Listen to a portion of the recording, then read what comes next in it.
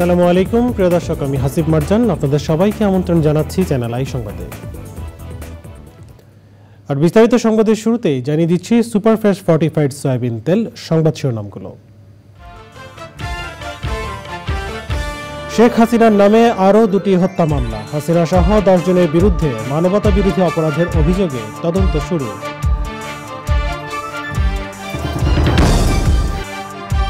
সাবেক deputy speaker টুকু, প্রতিমন্ত্রী পলক ও ছাত্রলীগ নেতা সৈকত 10 দিনের রিমান্ডে। অপ্রীতিকর পরিস্থিতি এড়াতে আদালতে বাড়তি নিরাপত্তা। প্রতি বিপ্লবের ষড়যন্ত্র করলে আওয়ামী লীগকে অস্তিত্বহীন করে দেওয়ার হুঁশিয়ারি। শেখ হাসিনার বিচার দাবিতে বৈষম্য বিরোধী ছাত্র আন্দোলনের সর্বাত্মক অবস্থান।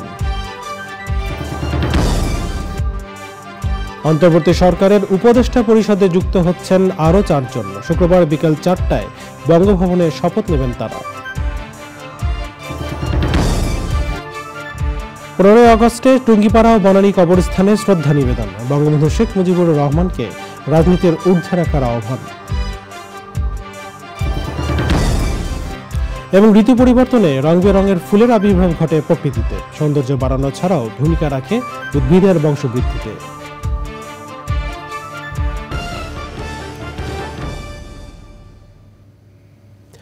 সংবাদ শিরোনাম জানাচ্ছিলাম। এখনকার সংবাদের জন্য একই সঙ্গে চ্যানেলের ইউটিউব চ্যানেলে এবং চ্যানেলের ওটিটি প্ল্যাটফর্ম স্ক্রিনে লাইভ স্ট্রিম হচ্ছে। চলেছি বিস্তারিত সংবাদে।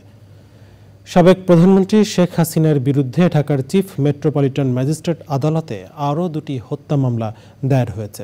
মামলাগুলোর মধ্যে একটি র্যাবের সাজোয়া হেলিকপ্টার থেকে ছোড়া গুলিতে মাদ্রাসার শিক্ষার্থী জোবাইদ হোসেন ইমন নিহতের ঘটনায়। ওই মামলায় শেখ হাসিনা সহ 16 জনকে আসামি করা হয়েছে। নিহত ইমন মোহাম্মদপুর থানা এলাকার একটি মাদ্রাসার 4র্থ শ্রেণীর ছাত্র ছিল। বৃহস্পতিবার ইমনের মামা আবদুল্লাহ আবু সাইদ ভুইয়া মামলাটি দায়ের করেন। ঢাকার মেট্রোপলিটন ম্যাজিস্ট্রেট রাজেশ চৌধুরী বাদীর জবানবন্দি গ্রহণ করে মোহাম্মদপুর থানা পুলিশকে মামলাটি এজাহার হিসেবে গ্রহণের নির্দেশ দিয়েছেন। এছাড়া অটোরিকশা চালক শাহাবুদ্দিন হত্যা মামলায় শেখ হাসিনা সহ 11 জনকে আসামি করা হয়েছে। নিহতের বাবা আবুল কালাম মামলা করেন। ঢাকার মেট্রোপলিটন ম্যাজিস্ট্রেট ফারা দিবা ছন্দা বাদীর জবানবন্দি গ্রহণ করে শেরেবাংলা নগর থানা পুলিশকে মামলাটি এজাহার হিসেবে গ্রহণের নির্দেশ দিয়েছেন। হত্যা, গণহত্যা, নির্যাতন সহ মানবতা বিরোধী অপরাধের অভিযোগে সাবেক প্রধানমন্ত্রী শেখ হাসিনা সহ 10 জনের বিরুদ্ধে তদন্ত শুরু করেছে আন্তর্জাতিক অপরাধ ট্রাইব্যুনালের তদন্ত সংস্থা। তারা বলছেন, অভিযোগ আমলে নিয়ে কাজ শুরু করেছেন তারা। সংগঠিত প্রতিটি ঘটনা খতিয়ে দেখে শিগগিরই আনুষ্ঠানিক অভিযোগ দাখিল করবে তদন্ত সংস্থা। মাজহারুল হক মান্নার রিপোর্ট।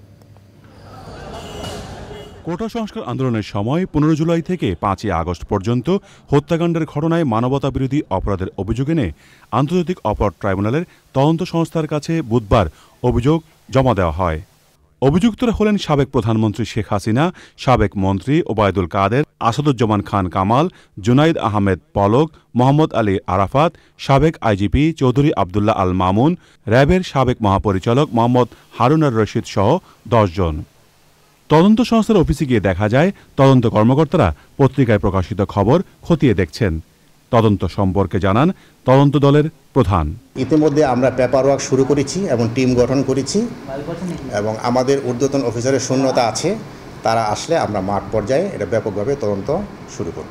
সমগ্র বাংলাদেশে এই সংক্রান্ত যতগুলি ঘটনা ঘটেছে সেই কাউন্ট ধরে প্রত্যেকটা ঘটনার আমরা ইনভেস্টিগেশন করব এবং পত্রিকা সংগ্রহ করব, কাটিং সংগ্রহ করব এবং সম্ভাব্য স্থান পরিদর্শন করব এবং সারা বাংলাদেশ থেকে তথ্য সংগ্রহ করব এবং যতগুলি মামলা হয়েছে সবগুলির তথ্য একসাথে কম্পাইল করে আমরা এই ইনভেস্টিগেশনের কাজটা শেষ করব। কোন প্রক্রিয়া আসামিদের বিরুদ্ধে বিচার কার্যক্রম চলবে তা জানান অভিযোগকারী আইনজীবী। যে তদন্তকারী কর্মকর্তা এখন চাইলেই আন্তর্জাতিক অপরাধ ট্রাইব্যুনালে এই আসামিদের বিরুদ্ধে গ্রেফতারি পরোয়ানা চেয়ে একটি আবেদন করতে পারেন। এই তদন্ত কার্যক্রম শেষ হওয়ার পরে উনি একটি তদন্ত প্রতিবেদন জমা দিবেন ট্রাইব্যুনালের চিফ প্রসিকিউটর বরাবর। চিফ প্রসিকিউটর এই তদন্ত প্রতিবেদন থেকে একটি ফর্মাল চার্জ বা আনুষ্ঠানিক অভিযোগ আকারে ট্রাইব্যুনালের আদালত বরাবর এটা কি উপস্থাপন করবেন। বর্তমানে আন্তর্জাতিক অপরাধ ট্রাইব্যুনালের 2 জন সদস্য থাকলেও চেয়ারম্যানের পদ শূন্য আছে, আর পদত্যাগ করায় প্রসিকিউশন পদে বর্তমানে কেউ নেই। মাজহারুল হক মান্না, চ্যানেল আই, ঢাকা। রাজধানীর পল্টন থানায় দায়ের করা রিকশা চালক কামাল মিয়া হত্যা মামলায় সাবেক ডেপুটি স্পিকার শামসুল হক টুকু, সাবেক ডাক, টেলিযোগাযোগ ও তথ্য প্রযুক্তি প্রতিমন্ত্রী জুনায়েদ আহমেদ পলক এবং ছাত্রলীগের ঢাকা বিশ্ববিদ্যালয় শাখার সাধারণ সম্পাদক তানভীর হাসান সৈকতের 10 দিনের রিমান্ড মঞ্জুর করেছেন আদালত। বুধবার রাতে রাজধানীর নিকুঞ্জ থেকে এই 3 জনকে গ্রেফতার করা হয়। এবার আরও জানাচ্ছেন শাকির আদনান। সাবেক ডেপুটি স্পিকার শামসুল হক টুকু, আইসিটি প্রতিমন্ত্রী জুনায়েদ আহমেদ পলক ও ঢাকা বিশ্ববিদ্যালয় শাখা ছাত্রলীগের সাধারণ সম্পাদক তানভীর হাসান সৈকতকে বুধবার রাতে গ্রেপ্তারের পর ডিবি কার্যালয়ে রাখা হয়। পল্টন থানা পুলিশ বৃহস্পতিবার দুপুরে তাদের 10 দিনের রিমান্ড আবেদন করে ঢাকার সিএমএম কোর্টে হাজির করে। আসামি পক্ষের আইনজীবী রিমান্ডের বিরোধিতা করে জামিন চাইলে তা নাকচ করে দেন আদালত। শুনানি শেষে তাদের প্রত্যেকের 10 দিন করে রিমান্ড মঞ্জুর করেন আদালত। ছাত্র আন্দোলনে নেট বন্ধ করেছে। নেট বন্ধ করে রাখার ফলে সারা বাংলাদেশকে যোগাযোগ বিচ্ছিন্ন করেছে, সারা পৃথিবীকে বাংলাদেশের সঙ্গে বিচ্ছিন্ন করে রেখেছে। আসামি পক্ষে আইনজীবী ছিলেন, তিনিও তাদের জামিনের প্রার্থনা করেন এবং এই রিমান্ড দরখাস্তের বিরোধিতা করেন। আদালত উভয়পক্ষের শুনানির পর আসামিদেরকে 10 দিনের রিমান্ড মঞ্জুর করেন। আদালত এলাকায় যাতে কোনো ধরনের অপ্রীতিকর পরিস্থিতি তৈরি না হয় সেজন্য বাড়তি নিরাপত্তা ব্যবস্থা নেওয়া হয়। Shakir Adnan, channel I, Dhaka. বৈষম্যবিরোধী আন্দোলনে সহিংসতা এবং মৃত্যুর ঘটনার তদন্ত করবে জাতিসংঘের ফ্যাক্ট ফাইন্ডিং মিশন। আগামী সপ্তাহে একটি কারিগরি দল বাংলাদেশে আসবে। পররাষ্ট্র উপদেষ্টার সঙ্গে সৌজন্য সাক্ষাৎ শেষে জাতিসংঘের আবাসিক প্রতিনিধি গোয়েন লুইস বলেছেন, স্বাধীন এই তদন্ত কমিশনের অর্থায়নও করবে জাতিসংঘ। পররাষ্ট্র উপদেষ্টা জানিয়েছেন, এই তদন্ত কমিশনকে সর্বাত্মক সহযোগিতা করার পাশাপাশি একসঙ্গে কাজ করবে বাংলাদেশের আইনশৃঙ্খলা বাহিনী। রহমান রহমান জানাচ্ছেন বিস্তারিত। অন্তর্বর্তীকালীন সরকারের পররাষ্ট্র উপদেষ্টার সঙ্গে বৃহস্পতিবার সকালে সৌজন্য সাক্ষাৎ করতে আসেন রাশিয়া ও জাপানের রাষ্ট্রদূত এবং বাংলাদেশে জাতিসংঘের আবাসিক প্রতিনিধি। সাক্ষাৎ শেষে গণমাধ্যমের কাছে নিজেদের বক্তব্য উপস্থাপন করেন অতিথিরা।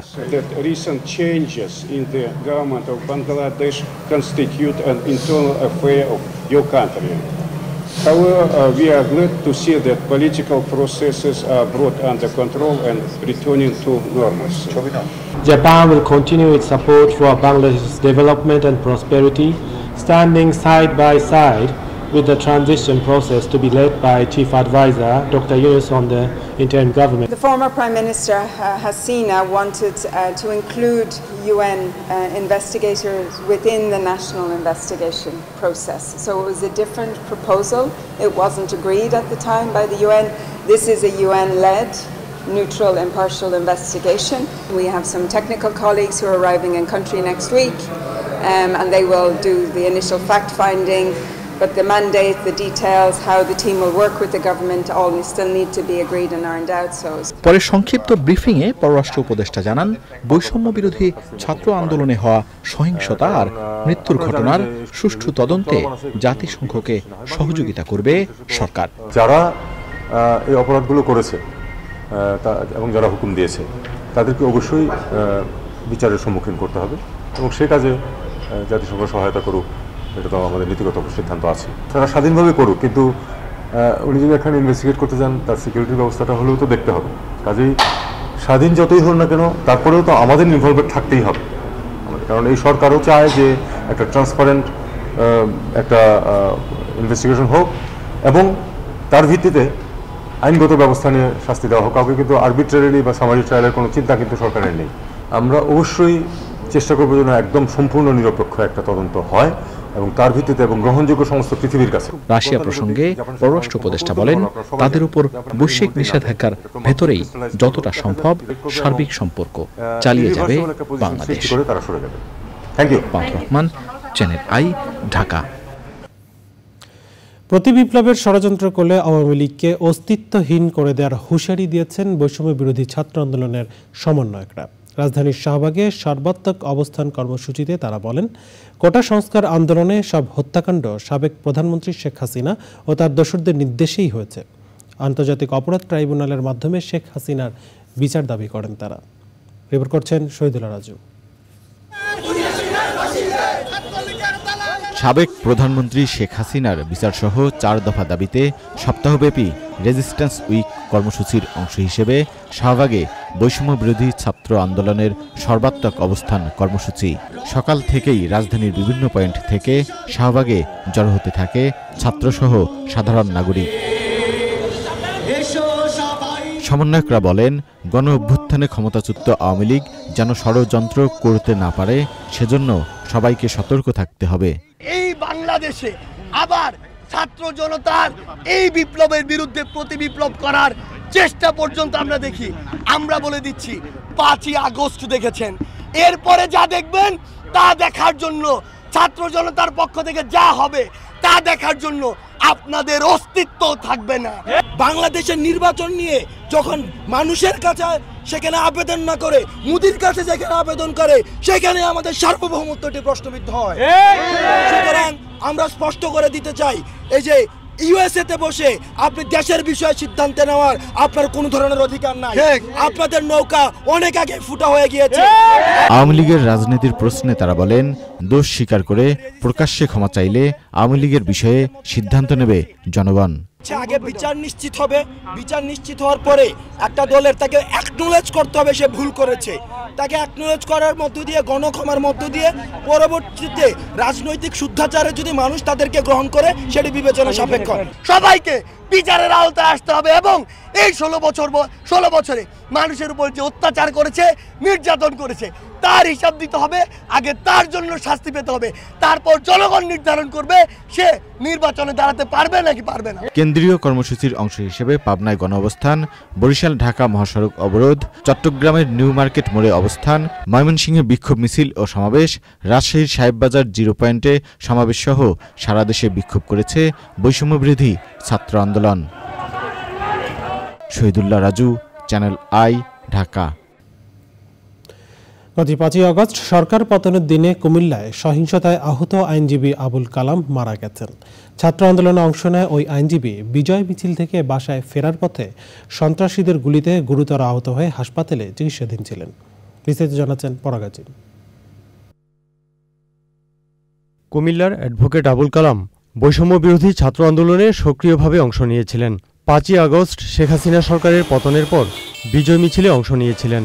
বাসায় ফেরার পথে সন্ত্রাসীদের গুলিতে গুরুতর আহত হন তিনি। বৃহস্পতিবার সন্ধ্যায় রাজধানীর পপুলার মেডিকেল কলেজ হাসপাতালে চিকিৎসাধীন অবস্থায় মারা যান কালাম। আনুমানিক 6:30টার দিকে ওখানে কাউন্সিলর রায়হানের গ্রুপ 2 দিক থেকে আক্রমণ করে ওনাদেরকে। ওই অবস্থায় অ্যাডভোকেট কালাম সাহেবের পিছনে মেরুদণ্ডায় গুলিবিদ্ধ হয় এবং খুব কাছ থেকে গুলিটা করেছে। এটার সুষ্ঠু তদন্ত চাই এবং বিচারের দাবি করতেছি। উনি গুলিবিদ্ধ অবস্থায় আমাদের কাছে আসেন। গুলিটা ওনার পিঠে একটা গভীর ক্ষত তৈরি করে, আলটিমেটলি শরীরে নানা জায়গায় ইনফেকশন ছড়িয়ে পড়ে এবং যে ভাইটাল অর্গানগুলো আছে, কিডনি, হার্ট, ফুসফুস, ব্রেন, সবগুলোই আস্তে আস্তে বিকল হয়ে পড়ে। একটা পর্যায়ে আমরা লাইফ সাপোর্টে নিই তাকে, কিন্তু আজকে দুঃখজনকভাবে তিনি ব্রেন ডেথ হয়ে যান। এই হত্যাকাণ্ডের দৃষ্টান্তমূলক শাস্তি দাবি করেছে বৈষম্য বিরোধী ছাত্র আন্দোলন।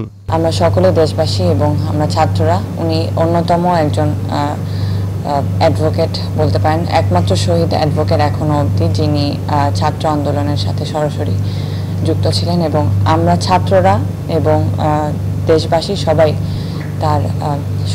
তার মৃত্যুর সুষ্ঠু বিচার কামনা করছি। রাতে হাসপাতালে আসে পুলিশ। পরাগ আজিম, চ্যানেল আই, ঢাকা। অন্তর্বর্তীকালীন সরকারের প্রধান উপদেষ্টা ডক্টর মোহাম্মদ ইউনূসকে অভিনন্দন জানিয়েছে যুক্তরাজ্য ও শ্রীলঙ্কা। প্রধান উপদেষ্টা নিযুক্ত হওয়ায় স্বাগত জানিয়ে যুক্তরাজ্যের প্রধানমন্ত্রী কিয়ার স্টারমার ডক্টর ইউনূসকে পাঠানো এক চিঠিতে বলেন, বাংলাদেশের ইতিহাসে এই মুহূর্তে ডক্টর ইউনূসের নেতৃত্ব গুরুত্বপূর্ণ। সাম্প্রতিক প্রাণহানিতে দুঃখ প্রকাশ করে তিনি বলেন, দুদেশের দৃঢ় ও স্থায়ী সম্পর্ক আগামীতেও অব্যাহত থাকবে। এর আগে শ্রীলঙ্কার প্রেসিডেন্ট রনিল বিক্রমাসিংহে প্রধান উপদেষ্টাকে টেলিফোনে অভিনন্দন জানিয়ে বলেন, শ্রীলঙ্কা ও বাংলাদেশের মধ্যে ব্যবসা, বাণিজ্য, বিনিয়োগ বাড়ানো এবং উন্নয়ন অগ্রগতিতে ভূমিকা পালন করবে দুদেশ। নোবেলজয়ী ডক্টর মোহাম্মদ ইউনূসের নেতৃত্বাধীন অন্তর্বর্তী সরকারে আরও 4 জন উপদেষ্টা যুক্ত হচ্ছেন। শুক্রবার নতুন উপদেষ্টারা বিকেল 4টায় বঙ্গভবনে শপথ নেবেন। নতুন উপদেষ্টারা হলেন প্রধান উপদেষ্টার বিশেষ সহকারী আলী ইমাম মজুমদার, অর্থনীতিবিদ ওয়াহিদ উদ্দিন মাহমুদ, সাবেক সচিব মোহাম্মদ ফাউজুল কবির খান ও সেনা কর্মকর্তা লেফটেন্যান্ট জেনারেল অবসরপ্রাপ্ত জাহাঙ্গীর আলম চৌধুরী। ছাত্র জনতার আন্দোলনের মুখে শেখ হাসিনা সরকারের পতনের পর 8ই আগস্ট ডক্টর মোহাম্মদ ইউনূসকে প্রধান উপদেষ্টা করে অন্তর্বর্তী সরকার গঠিত হয়। প্রধান উপদেষ্টা সহ এ সরকারের সদস্য সংখ্যা 17 জন। নতুন 4 জন উপদেষ্টা শপথ নিলে সদস্য সংখ্যা হবে 21 জন।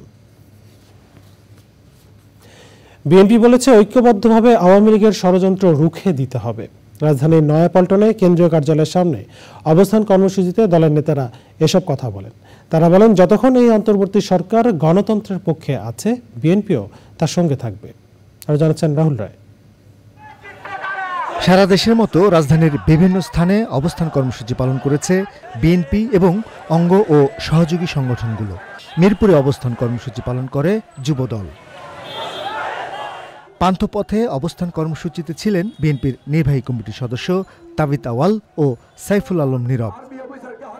বাইতুল মুকাররম এলাকায় অবস্থান নিয়েছিলেন ঢাকা দক্ষিণ বিএনপির সদস্য সচিব রফিকুল আলম মজনু ও যুবদল সভাপতি আব্দুল মুনায়েম মুন্না।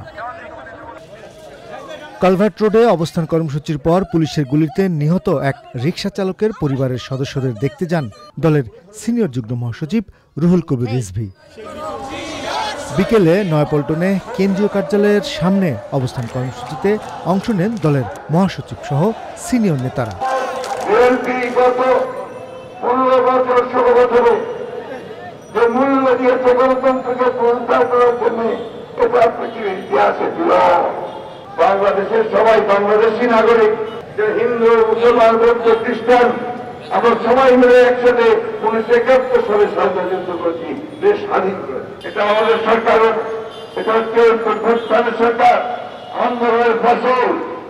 আমরা তাদেরকে সেই সহযোগিতা দেব যতক্ষণ পর্যন্ত তারা গণতন্ত্রের পক্ষে থাকবে, গণতান্ত্রিক ভাবে আপনার ক্ষমতা হস্তান্তর করবে। ওই যে নগদ একটা বাদশাহী প্রতিষ্ঠান, আমি সরকারকে অনুরোধ জানাবো, এই প্রতিষ্ঠানটির কর্মকর্তা, কর্মচারী, উদ্যোক্তা যারা আছে তাদেরকে অবিলম্বে গ্রেফতার করে আইনের আওতায় আনা হোক।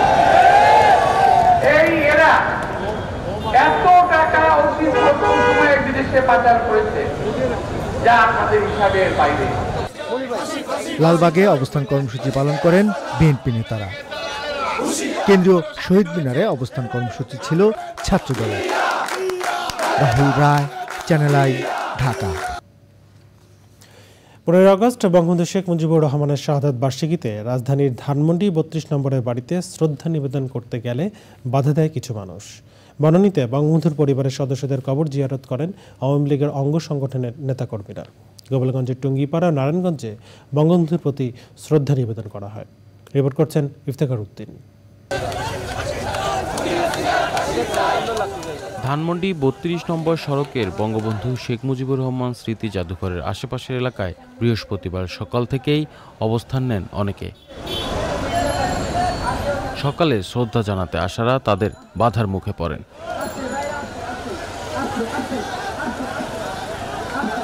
বনানী কবরস্থানে 75-এর 15 আগস্ট শহীদ বঙ্গবন্ধুর পরিবারের সদস্য ও স্বজনদের কবর জিয়ারত করেন আওয়ামী লীগ, যুবলীগ, স্বেচ্ছাসেবক লীগ সহ বিভিন্ন অঙ্গ সংগঠনের নেতাকর্মীরা।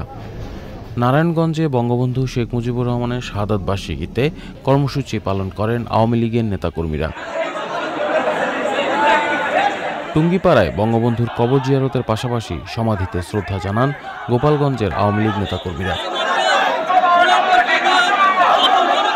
এছাড়াও বাগেরহাট, পিরোজপুর, মাদারীপুর, ফরিদপুর, শরীয়তপুর, কালকিনি, নড়াইল, যশোর সহ নানা জেলা উপজেলার দলীয় নেতাকর্মীরা টুঙ্গিপাড়ায় বঙ্গবন্ধুর সমাধিতে শ্রদ্ধা নিবেদন করেন। Iftekhar Uddin, channel I, Dhaka.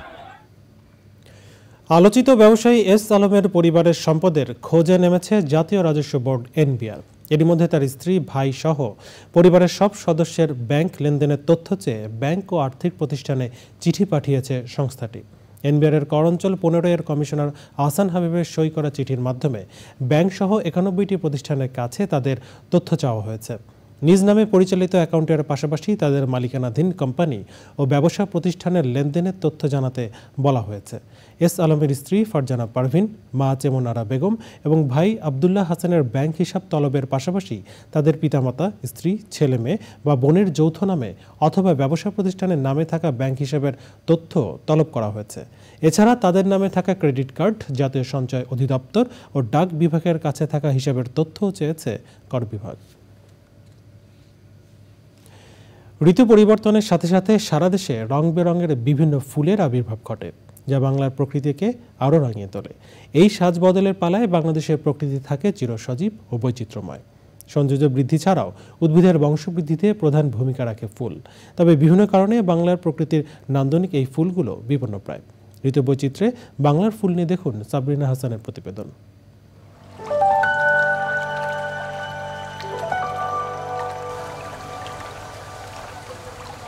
ভৌগোলিক কারণে বাংলাদেশের আবহাওয়া বৈচিত্র্যময়। ৬টি ঋতুর আবর্তনে বাংলার প্রকৃতি পায় ভিন্ন ভিন্ন রূপ।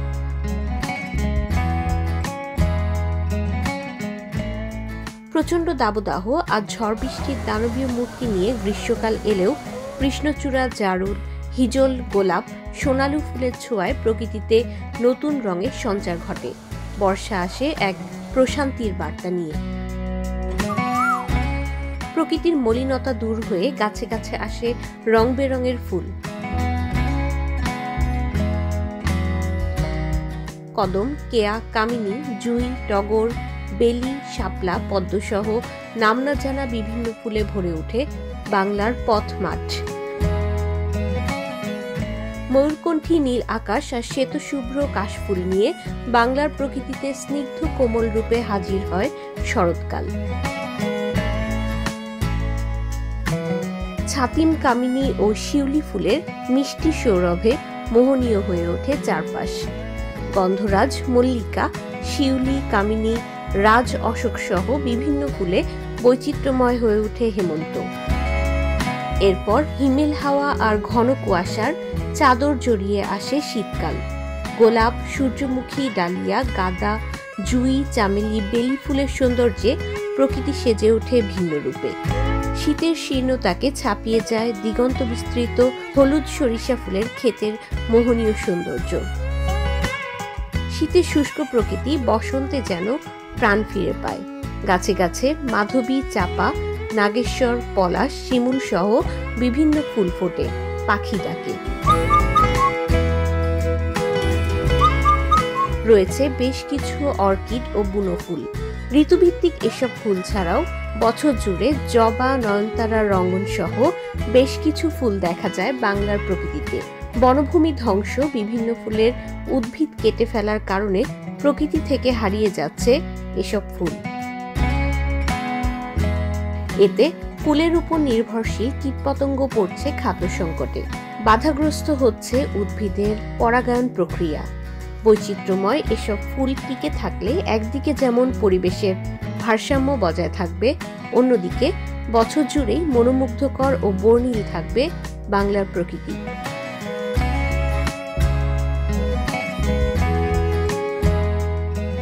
সাবরিনা হাসান, প্রকৃতি ও জীবন desk, channel I.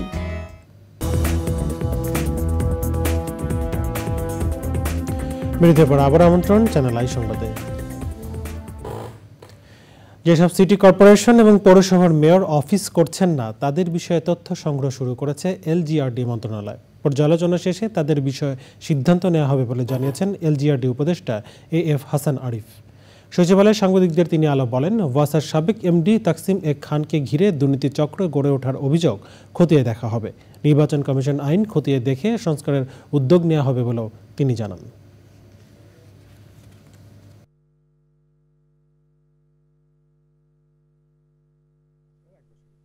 Head of the institution, representative মাধ্যমে যিনি এসছেন, তাদের অনুপস্থিতিতে কার্যকলাপ প্রত্যেক দিন আমরা কাগজে দেখছি যে স্থবির হয়ে আছে ইত্যাদি ইত্যাদি।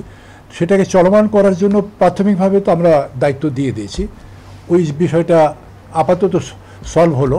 এখন হলো যে দীর্ঘমেয়াদী সলিউশনটা, যে মেয়র চেয়ারম্যান যারা আছেন তাদের কেউ আছেন কেউ নেই, তো সেখানে আমাদের কি সিদ্ধান্ত হবে সেটা তথ্যগুলো পাওয়ার পরে আমরা সিদ্ধান্ত নেব যে সেখানে কিভাবে আমরা এই পরিস্থিতিটা বা অবস্থাটাকে মোকাবিলা করব। এ পর্যায়ে জানাবো নিটল টাটা আন্তর্জাতিক সংবাদ।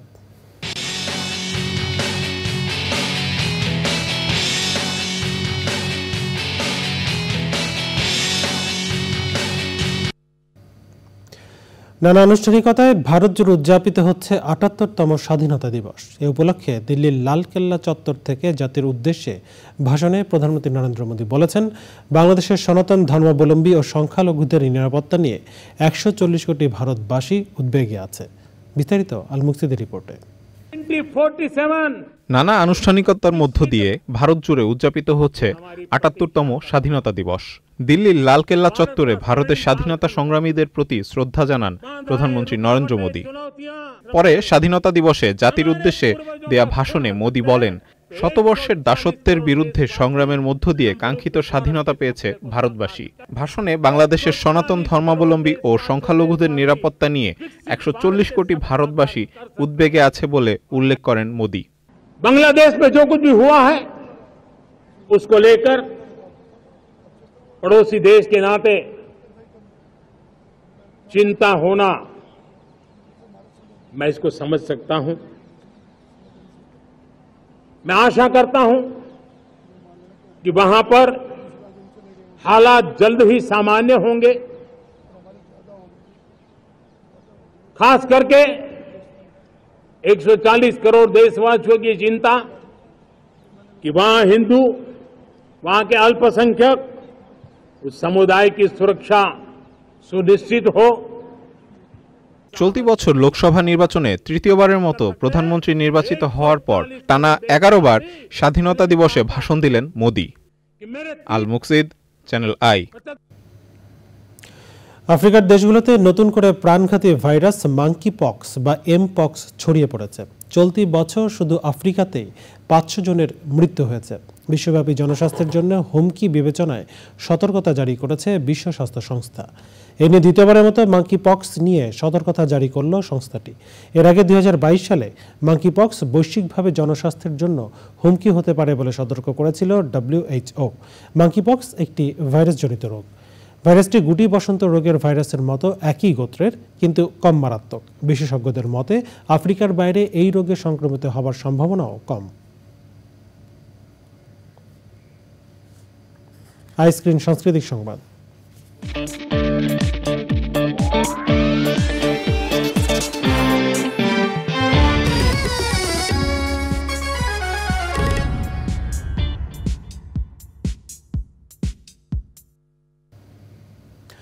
সরকারি অনুদানে নির্মিত ইমপ্রেস টেলিফিল্মের সিনেমা গোর বিনোদনের সবচেয়ে জনপ্রিয় OTT প্ল্যাটফর্ম আইস্ক্রিনে প্রদর্শিত হচ্ছে।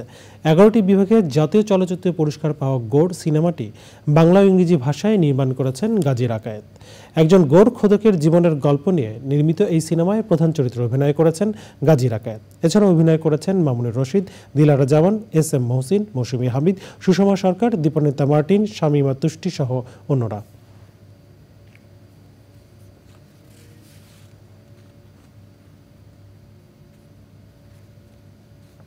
এবারে রয়েছে কৃষি সংবাদ।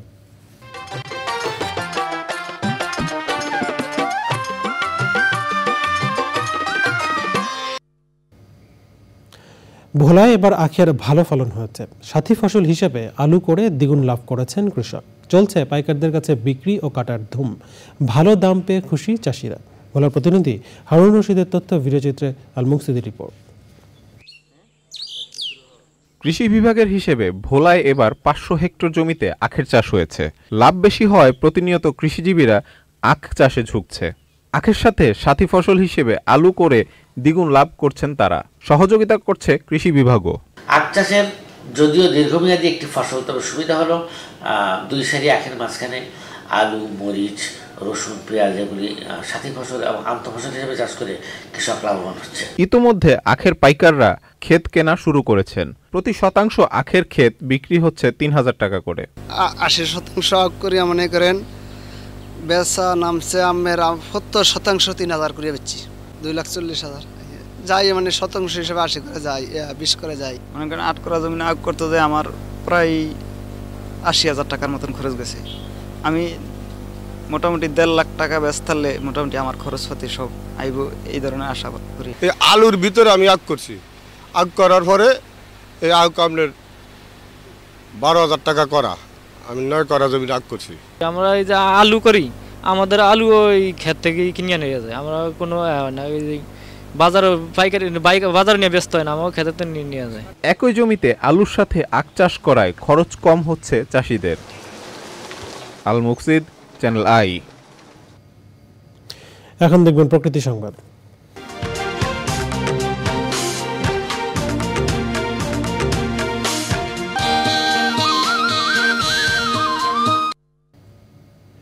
কক্সবাজার সমুদ্র সৈকতে জোয়ারের পানিতে ভেসে আসছে কাঠের টুকরো সহ ময়লা আবর্জনা, এতে নষ্ট হচ্ছে সৈকতের সৌন্দর্য। সমস্যায় পড়ছেন পর্যটকরাও। পরিবেশ বিপর্যয় ঠেকাতে দ্রুত আবর্জনা অপসারণের কথা জানিয়েছেন সংশ্লিষ্টরা। নুরুল আলমের ভিডিওচিত্রে সরার মানিকের রিপোর্ট। বিশ্বের দীর্ঘতম সমুদ্র সৈকত কক্সবাজার। প্রতি বছর দেশ বিদেশের অসংখ্য পর্যটক ছুটে আসেন এই সৈকতে। সম্প্রতি কলাতলী থেকে নাজরা টেক পয়েন্ট পর্যন্ত পুরো সৈকত জুড়ে কাঠ, গাছের গুঁড়ি, প্লাস্টিকের বোতল সহ নানা আবর্জনার স্তূপ। সব কাছরা আসতেছে শুধু ভাসে ভাসে। আর জাল বসাইল না, জালের মধ্যে উঠলো মতো জাল ছিঁড়ে যাইবে। আমরা দু একটা চোখের মধ্যে জাগানোর জন্য নিয়েছে। মানুষ হাঁটা চলাচল করার কোনো সুযোগ নাই, এরকম পরিষ্কারভাবে এটা ময়লা আবর্জনা আসছে। সৈকত পরিচ্ছন্ন রাখতে এরই মধ্যে কাজ করছে শিক্ষার্থীরা। অনেক পর্যটক বেড়াতে এসে যদি ময়লা আবর্জনাগুলো দেখে তাহলে একটা বিশ্রী বিষয় না, আমাদের কক্সবাজারের জন্য এটা কিন্তু খুব দুঃখজনক বিষয়। আমাদের বৈষম্যবিরোধী ছাত্র আন্দোলনের সব শিক্ষার্থীরা আমরা উপস্থিত আছি আজকে, এমন এক একজন এক জায়গা থেকে এসে আমরা পরিষ্কার করতেছি। সৈকতের পরিবেশ প্রতিবেশ রক্ষায় দ্রুত ব্যবস্থা নেওয়ার তাগিদ পরিবেশবিদদের। সমুদ্র গবেষণা ইনস্টিটিউটের মাধ্যমে একটা ব্যবস্থা নেওয়া উচিত বলে আমি মনে করছি। যেভাবে সমুদ্র সৈকতের পরিবেশ বিপর্যয় শুরু হচ্ছে, এটা কক্সবাজারের জন্য অশনি সংকেত, সমুদ্র সৈকতের জন্য অশনি সংকেত। কাঠের গুঁড়ি বা এই টাইপের ময়লাগুলো আগে কিন্তু খুব সচরাচর সাগরে আসে নাই, এবং এগুলো জ্বালানি কাঠ হিসেবে ব্যবহার উপযোগী। সেক্ষেত্রে বিস্ট ম্যানেজমেন্ট কমিটি এগুলো কালেক্ট করে এগুলো আসলে যারা এগুলো জ্বালানোর জন্য যাদের প্রয়োজন হয় তারাও আসলে এটা নিয়ে যেতে পারবে, এবং এটা সৌন্দর্যকে যেহেতু হানি করে, আমাদের অবজারভেশন হচ্ছে এটা দ্রুত সরিয়ে ফেললে এখানে আমাদেরও ভালো লাগবে। কয়েক বছর ধরেই সৈকতে এমন আবর্জনা ভেসে আসার কারণ জানতে তদন্ত কমিটি করা হলেও এখন পর্যন্ত প্রতিবেদন জমা দেওয়া হয়নি। কক্সবাজার সৈকতে ভেসে আসছে নানা প্রকার বর্জ্য বা ময়লা। এসব ময়লাগুলো কোথা থেকে কেন আসছে কেউ বলতে পারছে না, তবে পরিবেশবিদরা বলছেন সাগরে কোনো সমস্যা হয়েছে কিনা সেই বিষয়টি গবেষণার প্রয়োজন রয়েছে বিশেষ পর্যবেক্ষণের। কক্সবাজার সমুদ্র সৈকত থেকে সরার আজম মানিক, চ্যানেল আই। সংবাদে এ পর্যায়ে আবার সময় হয়ে গেল বিরতি নেবার, আর বিরতির পর অন্যান্য সংবাদের সঙ্গে বিরতির পর আবার আমন্ত্রণ চ্যানেল আই সংবাদে। প্রয়োজনীয় কারিগরি পরীক্ষা নিরীক্ষা শুরু না হয় আগামী শনিবার মেট্রো রেল চালু হচ্ছে না। বৃহস্পতিবার ঢাকা ম্যাস ট্রানজিট কোম্পানি লিমিটেডের সচিব মোহাম্মদ আব্দুর রউফের সই করা এক সংবাদ বিজ্ঞপ্তিতে এ তথ্য জানানো হয়েছে। এতে বলা হয়েছে, সরকার গত 11 আগস্ট মেট্রো রেল চলাচলের জন্য প্রয়োজনীয় কারিগরি পরীক্ষা নিরীক্ষা শেষে 7 দিনের মধ্যে মেট্রো চালুর নির্দেশনা দিয়েছিল, কিন্তু অনিবার্য কারণে প্রয়োজনীয় কারিগরি পরীক্ষা নিরীক্ষা এখনও শুরু করা সম্ভব হয়নি। তাই পূর্ব পরিকল্পনা অনুযায়ী নির্ধারিত সময়ের মধ্যে মেট্রো রেল পুনরায় চালু করা সম্ভব না হয় কর্তৃপক্ষ দুঃখ প্রকাশ করেছে। কোটা সংস্কার আন্দোলনের সময় হামলায় মেট্রো রেলের মিরপুর 10 ও কাজীপাড়া স্টেশন ক্ষতিগ্রস্ত হলে মেট্রো রেল চলাচল বন্ধ হয়ে যায়। পেকুয়ার ঐতিহ্যবাহী কহলখালী খাল পুনরুদ্ধার অভিযান শুরু করেছে বিভিন্ন পরিবেশবাদী ও স্বেচ্ছাসেবী সংগঠন। উপজেলা চেয়ারম্যানের নেতৃত্বে পেকুয়ার শিকদার পাড়া থেকে উপজেলা স্বাস্থ্য কমপ্লেক্স পর্যন্ত খালের কচুরিপানা ও ময়লা আবর্জনা পরিষ্কার করেন তারা। এ কাজে এলাকাবাসীও স্বতঃস্ফূর্তভাবে অংশ নেয়। পর্যায়ক্রমে দখল দূষণের শিকার নদী ও খাল পুনরুদ্ধারের ঘোষণা দেন পরিবেশবাদী সংগঠন ও স্বেচ্ছাসেবীরা।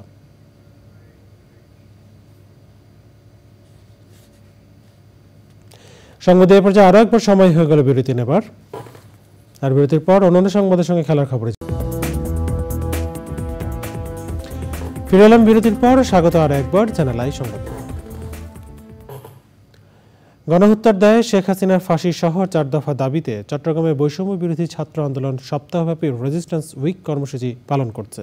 বৃহস্পতিবার মহানগরীর নিউ মার্কেট মোড়ে সর্বাত্মক অবস্থান কর্মসূচি পালন করে তারা। এ সময় বক্তৃতা করেন বৈষম্য বিরোধী ছাত্র আন্দোলনের চট্টগ্রামের সমন্বয়ক রাসেল মাহমুদ ও অন্যরা। শেখ হাসিনা, তার দল ও সরকার যে হত্যাযজ্ঞ চালিয়েছেন তার জন্য বিশেষ ট্রাইব্যুনাল গঠন এবং হত্যাযজ্ঞকে যারা বৈধতা দিয়েছে তাদের অপসারণ ও নিয়োগ বাতিল করে বিচারের আওতায় আনার দাবি জানান আন্দোলনকারীরা। বৈষম্য বিরোধী ছাত্র আন্দোলনে গণহত্যার দায়ে শেখ হাসিনা ও তার সহযোগীদের বিচারের দাবিতে চট্টগ্রাম মহানগরে সমাবেশ করেছে বিএনপি। বৃহস্পতিবার চট্টগ্রাম মহানগর বিএনপির আহ্বায়ক এরশাদ উল্লাহ সভাপতিত্বে ও সদস্য সচিব নাজিমুর রহমানের পরিচালনায় সমাবেশে বক্তৃতা করেন বিএনপির ভাইস চেয়ারম্যান মীর মোহাম্মদ নাসির উদ্দিন, গিয়াসউদ্দিন কাদের চৌধুরী, মাহবুবুর রহমান শামীম, কেন্দ্রীয় বিএনপির সহ সাংগঠনিক সম্পাদক ব্যারিস্টার মীর মোহাম্মদ হেলাল উদ্দিন, এম নাজিমুদ্দিন ও অন্যরা। এ সময় বক্তারা আয়নাঘরে গুম হয়ে থাকা দলের নেতাকর্মী সহ সবাইকে তাদের পরিবারের কাছে ফেরত দেওয়ারও দাবি জানান। জানাবো খেলার খবর।